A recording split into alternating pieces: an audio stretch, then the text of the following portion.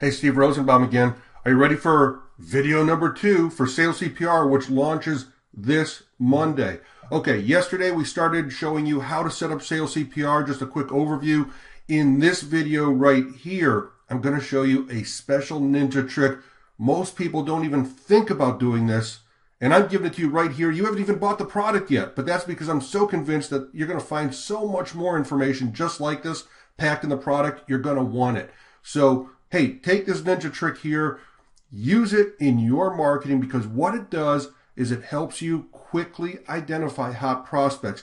This is why clients are going to love you. You're going to be able to tell them, look, I will show you the hottest prospects so you know where to go to make that quick sale. Okay, watch video number 2. Get ready for the big launch coming up this Monday. And don't forget about video number 3 tomorrow, when I'm just going to show you how this all comes together and just makes you a hero with your clients. Enjoy the video.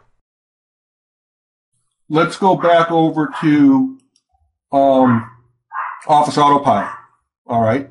Now, obviously, we're going to look for people to be clicking on these links. And then what we did here was, let me show you the sequence. Okay. The sequence, SalesCPR, Holiday 2011. Immediately, we're going to send, skip this for now. Immediately, we're going to send the first email that says 3 days only. Okay. Okay. 1 day later, we're going to send the second email, which is almost identical, except we've changed the verbiage slightly to say, hurry, there's only 2 days left. Okay. Okay. 1 day after that, we're going to send this one. It says it all ends tomorrow. And then 1 day after that, we say last chance to save. Okay. Okay. I also move the times around a little bit, times a day, just so it didn't look so automated. I didn't want to send it at 7:30 in the morning every day. All right. So tomorrow okay. I sent it at 7:30. Today we sent it out about 10 a.m. Tomorrow's going to go out at 7:30 a.m. Sunday night, I figured Sunday night will be a good time. People check their email after dinner. I'm sending it out at 7:30 at night. And then Monday morning, I'm going to send it first thing and say, last chance. You can still do this, but you got to do it now. Okay. Makes sense. Yeah. All right. The first thing I did here was I added a rule, and this is kind of a best practices thing.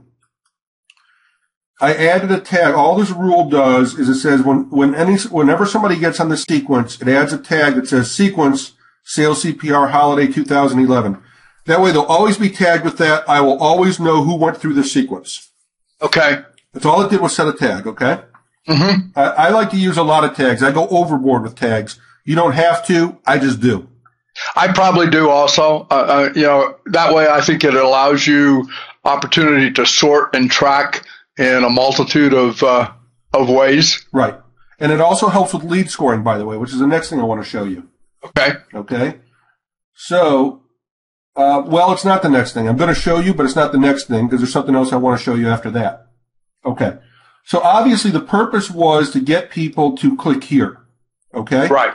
So right. What happens after they click here? After they register and they click register now, what happens? Should get a confirmation. Did you use double opt-in or single opt-in? I use single opt-in. We already had them on a list. Okay. So they should get something like a coupon that would they bring into the store, is my guess. That's correct. So we send them an email, okay? And then obviously after there's a form, you take them to a thank you page, right? Right. Okay. Now, here's kind of a ninja trick that is really kind of cool. This is the best time to try to get more information out of a contact. And if you remember my webinar about, the elephant on the stage, the more people are interested, the more information they're going to give you, which works to your advantage in 2 ways. It helps you identify who the interested people are, and it's also going to give you data for later. Okay. Okay. Now, as you know, this client is a jewelry store. Okay.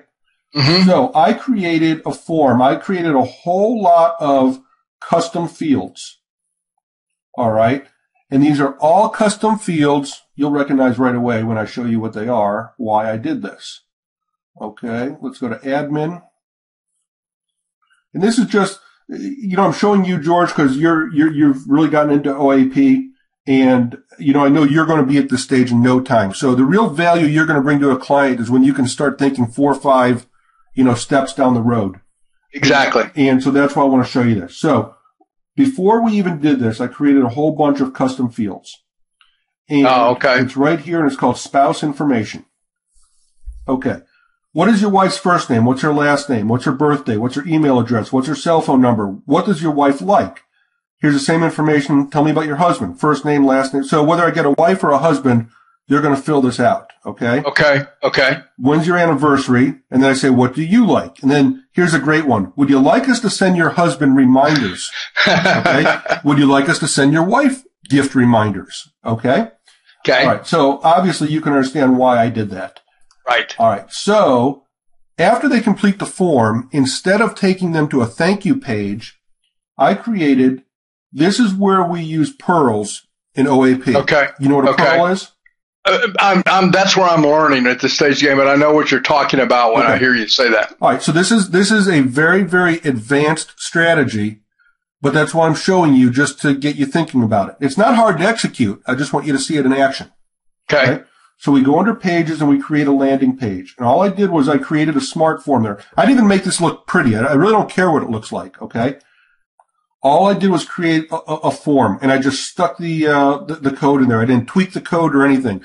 I gave my client the raw code because I do not do web design work. So I said, if you want somebody to make this look pretty, here's the code. Take it to your webmaster. He can make it look pretty. Okay. But for now, all I do is I execute strategy.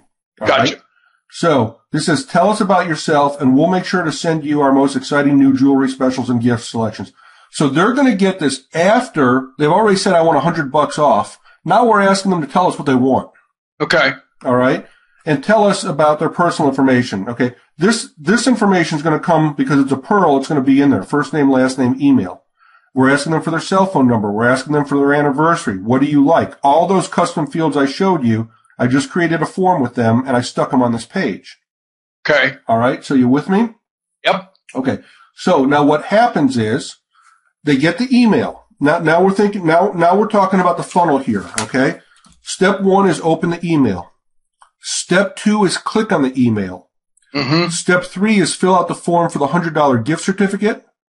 And step 4 is fill out this advanced gift info. Okay. Okay. So what we're looking for is the more people participate, the more they go down that funnel, the more likely they are to be customer. That's how they are raising their hand and showing us that they are interested, engaged. If they're probably ripe for a salesperson to call. So let me show you what the results look like. Now, this was done 2 hours ago.